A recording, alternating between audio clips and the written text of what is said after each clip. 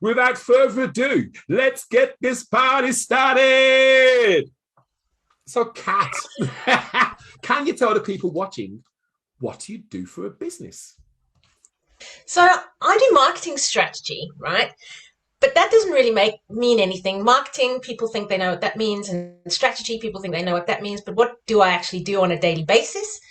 I help other businesses start really good conversations with their audiences. In a nutshell, really, that is as simple as it gets. Okay. I love doing research and analysis. I love doing all the things that a lot of business owners either take for granted or think they already know because they've been in the business or the industry for a long time. I go and verify all the assumptions that they've made.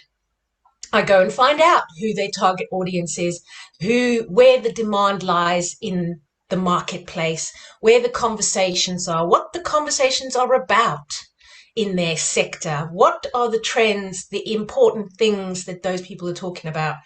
And then I match all of that information that I find out there in the marketplace with what the capabilities are inside the business in terms of marketing. Okay. And I find out what that business is passionate about. Yeah. Yeah. And really enjoys doing. Some business owners love being on the hot seat, talking and doing all of this stuff. Some business owners don't like it. They would much prefer to just be in the background, typing away, writing their books and their things and doing that. Yeah. I find out what they love to do, and then I design marketing plans that make the most of what they love to do. Because when you love to do it, it doesn't feel like work. Boom. So that's it. Boom. And the marketing plan feels like more of an enjoyable experience rather than, oh God, I've got to do another bit of marketing, and then, piles on the pressure. There's enough pressure in life. We don't need any more. Marketing should be fun. I love what you've just said. It actually reflects a blog post I did over the weekend. And you're absolutely right. I spoke to a lady on Saturday, said, oh, bloody marketing, it's a pain in the arse. I don't do it half the time because it's bloody boring. Can't be bothered with it. And I sat back and I thought about her words, and I thought, she's bloody right, The reason why people don't do something is because it can be boring. Absolutely brilliant. The analogy I kind of use with people is, look, your marketing is like a jigsaw puzzle, but you can decide what pieces you use and what you look like. That's it. But that's brilliant. Yeah, you don't have to do it the way everybody's doing it. In fact, don't ever do it the way everybody else is doing Zig, it. where others zag. Where others zag, exactly. So if everybody else is writing a million blog posts and a million posts, and they're going into their social media every 5 seconds, and they're doing all the stuff, and you don't think that looks like fun, that sounds tiring. Do it. That sounds tiring. Simply don't. No, exactly. And some people really enjoy that. At the end of the day, marketing is a very simple thing. It's about starting conversations. Yeah. That's all. It's a very simple thing. However you enjoy starting the conversations and having more conversations, however that is, networking, newsletters, however the style is, presenting like this, doing lives, doing videos, being in places, expos or conferences, whatever the thing is that you enjoy doing, just do more of that. Do it. Get the rest. I love it. So what inspired you to start this business? Why marketing? I mean, have you always been a marketer? I've been a marketer for like 16, 17 years. I found marketing kind of found me. I think I didn't really know what I wanted to do when I was younger. I was like, I wanted to study fine art in university, and my dad was like, "You're not doing that. You're going to be, end up on the street corner drawing sketches." It's like, no way, I'm not paying for that. And I didn't really know. He's an entrepreneur. My dad, he owned a business, and I wanted to follow in his footsteps. I was like, right, okay, I can't do fine art. Okay, then I want to learn business. So I did every possible job that you can. Paid creditors, managed accounts, job that needed doing, and found my way over from South Africa, found my way to London, did loads of temp jobs, and ended up one day doing a project. And somebody said to me, do you know that you're doing marketing? And I was like, am I? So I started studying it. I did a course. I did Chartered Marketing Institute course. I did Chartered Institute of Marketing course. Was it a diploma? It was a certificate, the first one I did. I did a diploma with the IDM, the Institute of Data and Marketing. There's all these different names, man. It's like catchy stuff, this. But that diploma was about data-driven marketing. And right. that's where I really validated the skill set I have in marketing strategy. Are you a lady who likes numbers? I'm a lady who likes data. Ooh. Now, data doesn't necessarily mean numbers, because I'm not particularly good with the numbers. But I'm very good with the qualitative data, crunching. I can take a lot of information and go, whoop, that means this, and quite quickly. So, I really enjoy doing that analysis of complex environments. And I worked for HSBC, I worked for Barclays, very complex global organizations that you need to have insights in order to communicate correctly with various different audiences. And the last contract I did at HSBC was with businesses, small businesses and large corporations. And what I realized was that the ones that were doing really well, because my job was to tell their stories. Doing really well were really, and I'm like, oh, that's interesting. I know marketing strategy. And I thought to myself, maybe I could be good at doing that. Maybe I could be good at advising them. And I thought, well, maybe one day. And I put it on the shelf, maybe one day. And then certain things happened. IR35, where contractors were not allowed to go into corporate anymore. So I scale down. Before that was Brexit. All the scales. And came COVID, and literally was like, no more opportunities in contracting. Contracting is very pushy, because you're a business owner, but you still have the regular income of regular paid income. And when I decided, well, you've got to do something. And that thing that you over there, the thing that you're going to help all these businesses, you're going to help all those people. Now is the time. This is the time. You need to do it. You're the right person to do it. So I started my business 2020, beginning of 2020-ish. And I thought I'll do an agency. I don't want to niche too much. Didn't listen to my own advice. Don't want to niche too much because, then you might miss out on work. You have to niche. I had to take my own advice. So this year, we're in strategy only. I don't do other things. I don't do websites, or whatever, other things. I do marketing strategy and planning. That's what it is. Anyway, so now what I find myself doing a lot of is educating people. That's why I started with what is marketing strategy anyway, because marketing's business cards and flyers, isn't it? And strategy is just, I don't know, something footballers do, coaches and stuff like. And I think the education part is really important.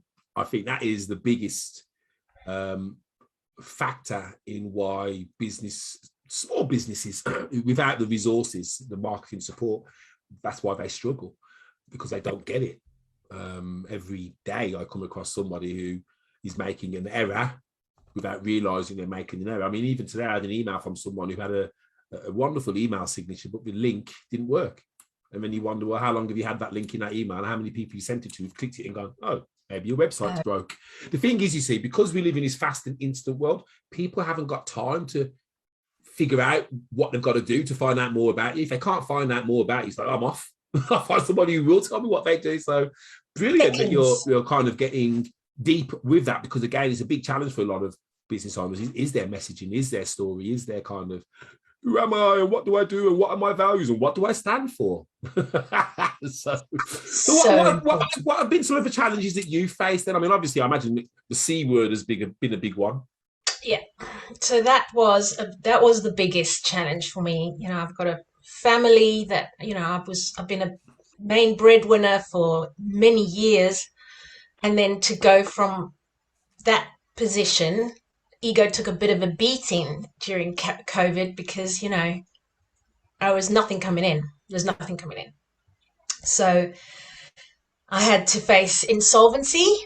Business bills were going out still, and nothing coming in for months and months on end. And trying to teach myself how to market myself, it's very challenging. Marketing oneself is very challenging. Yeah. And I'm not just saying that. I'm not just saying that because I'm a marketer and I want people to market, you know, want to do their marketing for them. I'm saying that because I've tried to do it for myself because I had to. Yeah. And it's very, very hard. And I'm skilled and I'm qualified and I'm experienced. But doing it for myself is a different thing. You know, you can't, dentists don't do their own teeth. It's you know, and again, it's something I say to a lot of my clients. The problem with doing your own marketing is that you get in your own way. And what I mean by that is that because we have our silent partner on the shoulder who goes, hey, why are you doing that? Why are you saying that? What about if nobody likes it? Oh, you don't want to use that colour. Try this colour instead. In fact, don't do any colours. Go and watch Neighbours instead. Why are you even bothering with all this marketing? What a wonderful day. Oh, it's cold outside. You don't want to be sat in front of that computer. Go and wrap yourself in a duvet. Honestly, the battle that every business owner has isn't with anything other than the biggest battle is themselves. Because 100%. You will talk yourself out of every positive decision that you will ever make. And it's and the strength that you'll get is by actually saying to that voice, "Oi, shut up a minute. I've got things to do." And you've proven it because you've obviously started to do your marketing, but I can definitely recognize what you're saying there, because when it's you, and we're all kind of taught to be humble. So this thing about saying, "Oh, look at me and look at what I do," is like, well, what do you want to do? Yeah. If you did that at school, they'd call you a bit of a bloody a loudmouth brown nose. So it's like, so honestly, we're all fighting it. But the easiest way to overcome it is just remove your emotion. Remove your emotion. Create content in advance. You know, I've worked with clients where I've got them to create content in advance, and they've had a phone call from them like, "Nigel, this post is going out. I'm not sure about it." And I'm like, "What are you worrying about? If it had gone out and you'd forgotten about it, you would not have known anything." And they're like, "Oh yeah, remove that emotion." But I do get that. I do get that. What other challenges have you come across for those marketing yourself? So yeah, you know, the challenge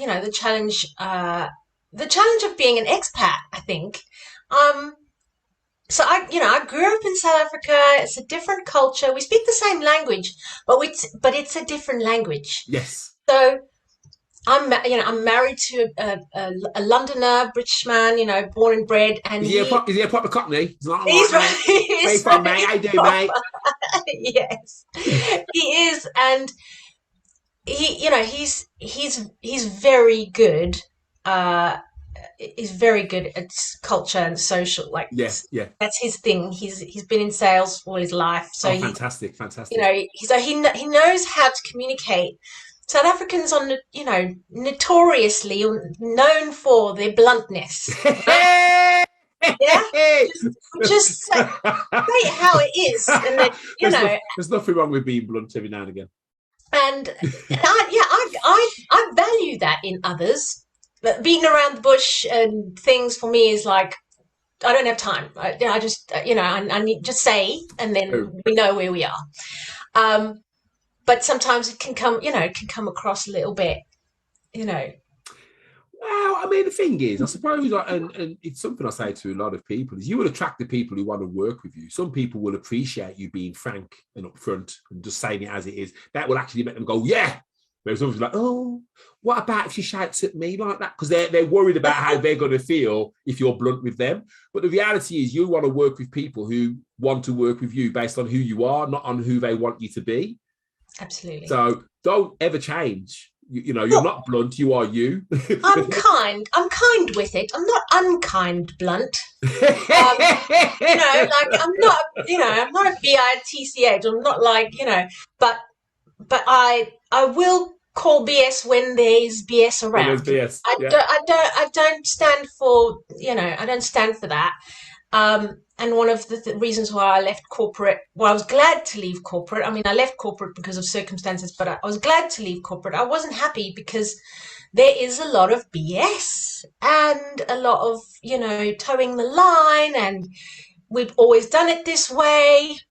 What does that even mean? You can't do things the same way after a pandemic. Like there's a pandemic, it's changed the way we do things completely forever. Yeah. You can't go back and say, we've always done it this way for hundreds of years. Well, we live in a completely different world now. The world's changed. It doesn't count anymore. The pandemic has accelerated website spending by 6 years. We're 6 years in front of where we should have been if we hadn't have had the C word. C word, exactly. I've avoided saying it. But you have got a freebie, haven't you, that you want to offer those who are watching, those who have joined us, those who are watching the replay? And three freebies. The first one, I believe, is in fact, I'll let you tell us what the three freebies are. So the first one is a scorecard. Now, I partnered up with a brilliant marketer. His name is Al Tepper, and he runs and owns TepFu. And the reason why we partnered up is because, first, we are both heart-led marketers. We are ethical marketers. We only recommend marketing plans that will work. Yeah. It's as simple as that. Yeah. And I had this amazing idea to do a scorecard, which is like a quiz where business owners can go and very quickly answer 20 questions and they get a whizzy. If you do this one thing differently, your marketing will go like this. And we give them a number and we tell them we think out of this score, we think you are here. And this is the one thing that's going to increase your score, make your marketing better. Yeah. I had this idea months ago and I thought, I need to sort this out. And I had it on my to-do list. And the next thing I know, Al's email lands in my inbox and he goes, ta-da, here's my scorecard question. I was like, whoa. I was like, no way. We totally had the same brainwave. And I was on the phone with him and we started working together since that day. Fantastic. So one of the offers is the chance to go and use his scorecard and get a quick marketing win. Correct. Ooh, bespoke to you, not anything generic. It will be from me and Al, two marketing strategists with over 40 years experience, all in one answer. Fantastic. And what's the second freebie? The second freebie is we are running a webinar. It's on the 16th of December. It's called Marketing for Overthinkers. And it's an opportunity for us. We will show you in this webinar in under an hour how to do your own marketing story, your own unique, your own USP story, and your own wow story. Okay, we'll show you how to write that. We'll show you in under an hour and answer any questions you have about your marketing challenges. All in this hour. Boom! And not to be missed. Amazing. And what's the third one? The third one is 30 minutes call with me, absolutely free. Yeah, where I will listen to you. I will ask you questions. I will pick, and you can ask me anything, any challenge. Throw me anything. 30 minutes. Boom. We'll sort it out. Boom. Well, guys, if you want to be in the chance of winning any of those free freebies, because there's only free freebies, hashtag marketing is the hashtag we're looking for. So if you're interested in some quick marketing wins, if you're interested in learning about marketing, or if you want a free 30-minute discovery call with our very own Kat, then hashtag marketing, and that will get you entered into the draw, which I will look at the video next week or the week after and let you know who's won. So that is absolutely brilliant. Ooh, I need a little crowd noise, don't I? So free freebies. Hey, sound effects. Right. My favorite question, this is, tell us one thing about you that not many people know about. Dum, dum, dum. Right. This is the most, you gave me the questions in advance, and this is always going to be the one that I struggle with. I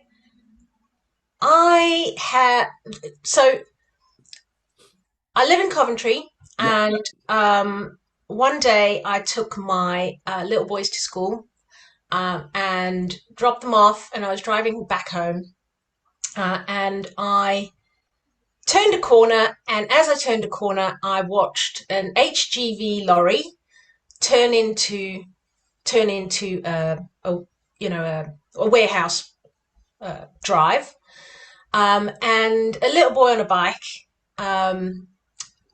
collided with the HGV lorry. Oh my God! And he was hit. So I literally parked my car in the middle of the road, as you would, I literally stopped the car, parked the car, and got out, ran around this lorry, and this boy and his bike crushed, wheel, like, bless him, he was in a lot of pain. But it was high traffic, school run, and it took nearly 3 hours for the air ambulance to arrive. We waited for ambulance, waited. Oh my God.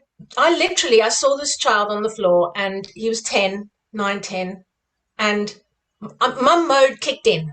And I literally just saw my own boy, and I just, I helped him. I helped him and lay with him and hugged him and kept him still for nearly 3 hours on the ground. There was other people that were around helping, keep bringing blankets and comfortable, but it was a long, long, long time. He was in and out of consciousness quite a lot as well, so I tried to. That must have been absolutely harrowing for you. Yeah, it was a strange day to start, strange way to start the morning, but I was there for him, and we all were. There was a lot of people ringing, ambulances. There was a few people gathered off, after time. His dad arrived, and the police arrived, and the air ambulance eventually arrived and medicated him, took him away. I stayed in touch with his mum, and he made a full recovery.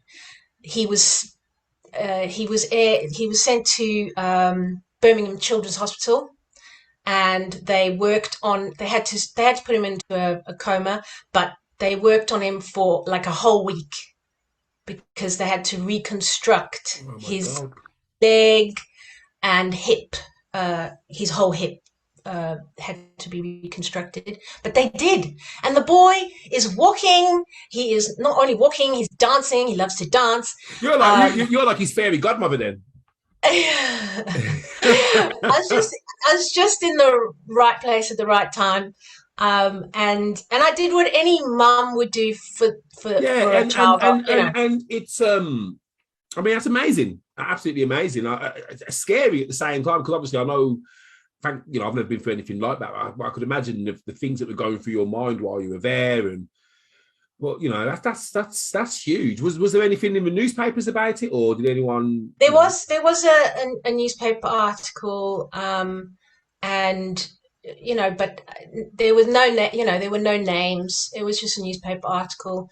To start with, I was quite angry because I live on an estate, a house, there's loads of houses around here, and then there's this massive warehouse. And I don't know if it should be where it is, but after the anger, like I've got a personal coach, and she helped me like move through all my emotions, because there was Yeah. anger, and then there was, I think I was super worried about this child. Like I was Yeah. literally Yeah. like, I don't even know if he's gonna wake up again, but he did, and yeah, it taken me time. Like it took me time. It was only last year in February that it Yeah. happened. Yeah. It's taken me time to like Yeah. work through Of all of course, those. of course, it was. That's a huge thing. It's happened though. It's like it's a huge thing. So wow. So if I call you, you're some kind of super heroine, then, aren't you? Really? I mean, that's amazing. I mean, the thing is, I would imagine that 99% of people would have done what you've done. But 99% of people wouldn't want to be in that situation to begin with. They wouldn't want to see that. They wouldn't want to experience that. They wouldn't want to see a child in that kind of pain. I mean, that in itself would just be. There were a lot of people couldn't cut. There were a lot of people that arrived on the scene That couldn't. that couldn't Yeah. that couldn't look at him. Yeah. Yeah. But you know what made me laugh the most? This boy, I thought, wow, I'm dealing with a firecracker here, because he was laying on the floor. In between screams, he'd have these moments of lucid where he'd look at the driver and he was like, "What the hell have you done to me?"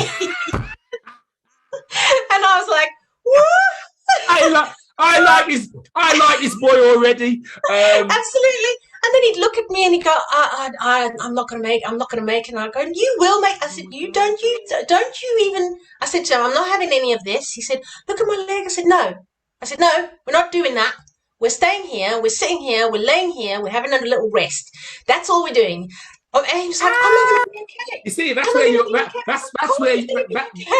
where your motherland bluntness came into full effect, because 100%. I was having no nonsense. And I think that in itself would have probably kept him quite level-headed, because how come this woman's not panicking the way I'm panicking? Maybe I should be panicking. Fantastic. Exactly. I just want to say hello to a couple of people who have checked in. Erica Griggs, hey! Erica. Thank you, darling. And Dawn Perkins, thank you for joining us. Oh, thank you, Dawn.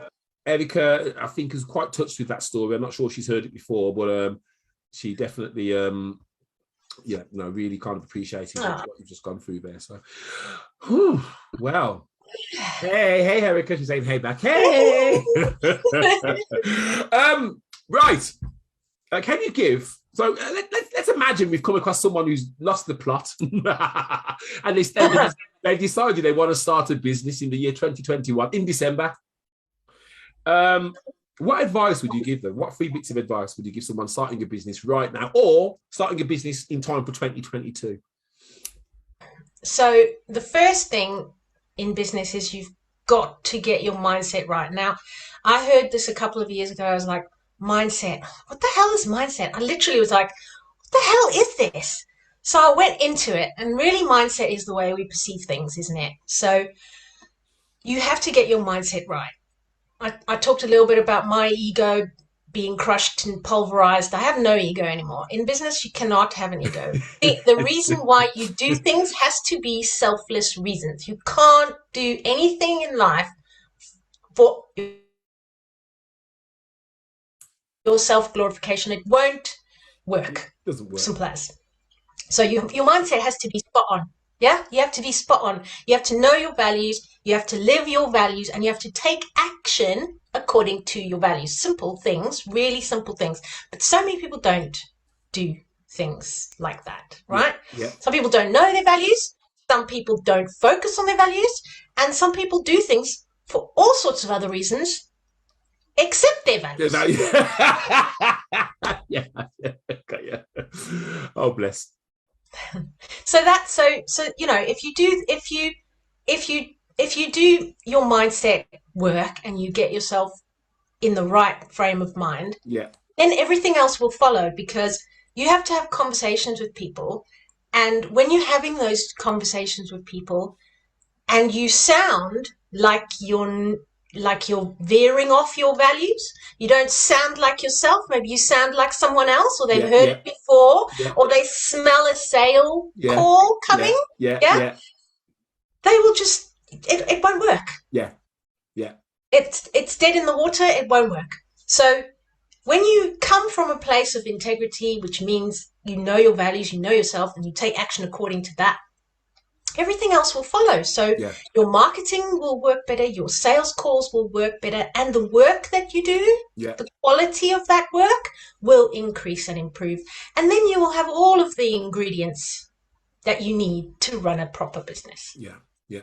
And second of all, don't think you can do everything yourself. Yeah. Yeah.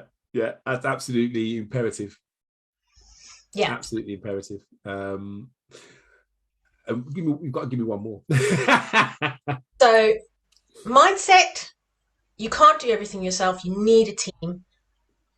And the third thing is take action, get out of your comfort zone. The comfort zone is danger zone for business owners. Nothing good or big happens in the comfort zone. So push yourself. I'm not saying like off a cliff, like, you know, like slightly out of your comfort zone. Like for me today, coming on with you, Nigel, you were my incentive to be here. Like, you know, but for me coming on and doing a live like this is out of my comfort zone. Yeah. Yeah. You are my comfort blanket. But you've done what you've done phenomenally well, and it's and you're right. You grow outside of your comfort zone. That's the only place that you can grow. And what happens, and anyone who's watching this now, you know, start stepping out of your comfort zone, because what you'll actually start to do is your comfort zone gets bigger. Yes. So you start doing videos when you hate doing videos. Eventually, you're just doing videos, and it's like, oh, is that it? So you're then searching for that next thing to stretch that comfort zone. But do it, and it's the only way to improve. And absolutely fantastic advice. Taking action, getting out that comfort zone. Every single client I've ever worked with who's done anything and achieved anything is because they've taken action. Yes, they've hated me. Yes, they've hated the fact that I've told them that they haven't done this week and they haven't done their homework and they should be thoroughly ashamed of themselves. I wouldn't say that to them. And yes, they've hated me, but guess what? When they then put it into action and they say, oh, it worked, it's like, hey, no shit. No shit. Of course it works. All right. So Erica says, so true. I need to learn these lessons. So Erica, you need to get in touch with Kat ASAP. She's going to leave all of her links in the video, in the comments underneath when we finish. Kat, is there anything that the people watching can do to help you? Talk about marketing strategy. You know, the plan. What is the plan? What are you going to do next? Strategy, very simply, is just knowing what to do next. Have something in place where you know what you're going to do next. Boom. Love it. Right. So don't forget, Kat is giving away free freebies. That's almost a tongue twister, that, isn't it? Free freebies. And you can win any one of those free freebies by using the hashtag marketing. And the free freebies are quick marketing wins, learning how to get more from your marketing, and or a free 30-minute chat to solve your biggest marketing challenge. Now, if you're really smart, you'll put hashtag marketing 3 times, which means that you've got a free chance of winning the free freebies. But we'll leave it with you.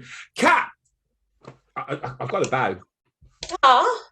Absolute pleasure. Thank you so much for your time today. You have really shared some really powerful advice. And like I say, if you can drop all of your links in the comments underneath the video. So if somebody wants to reach out to you, they're able to do that. And anyone watching, if you do want to enter the competition and hashtag marketing, I will be checking this video not next week, the week after. So I'll be announcing the winner probably that week. Kat, don't go anywhere. We'll have a bit of a debrief afterwards. And everyone, thank you so much for watching us. Erica, thank you for joining us. Dawn, thank you for joining us. And yes, if anybody wants to get in touch with Kat, then obviously please do so. So back to me, Nigel Campbell, Love Sales Hate Selling Business Owner Interview. I shall see you all next Tuesday. Goodbye for now. Actually, no, sorry. I'll see you on Thursday. We've got Isa Dixon. Goodbye for now.